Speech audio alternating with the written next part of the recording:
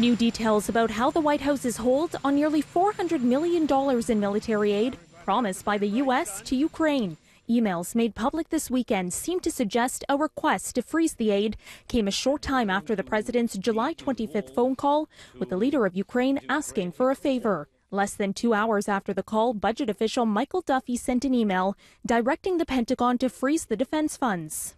This email is explosive. The Senate's top Democrat Chuck Schumer now pushing even harder for witness testimony in the anticipated impeachment trial of President Trump. If there was ever an argument that we need Mr. Duffy to come testify, this is that information.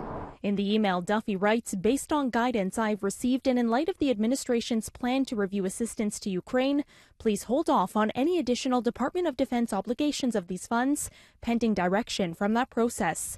Duffy added, given the sensitive nature of the request, I appreciate your keeping that information closely held to those who need to know to execute direction. What were they hiding? What were they afraid of? A top administration official, one that we requested, is saying, stop the aid 91 minutes after Trump called Zelensky and said, keep it hush-hush. What more do you need to request a witness? Duffy is one of the 4 witnesses Senate Democrats have already asked for.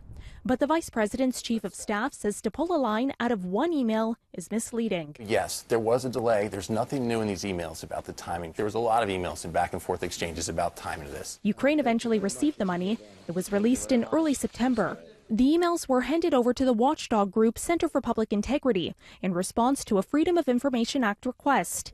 Democrats claim the withholding of that military aid was an attempt to pressure Ukraine to announce investigations into Joe Biden, one of Trump's leading political rivals in the 2020 election. The Democratic-led House has impeached Trump for abuse of power and obstruction of Congress. The 2 articles of impeachment are awaiting a Senate trial, but the how and when is still up in the air as House Speaker Nancy Pelosi waits to hear if Senate Majority Leader Mitch McConnell will allow new witnesses.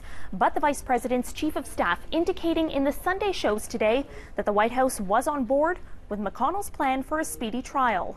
The American people are tired of the sham. They're tired of this whole thing.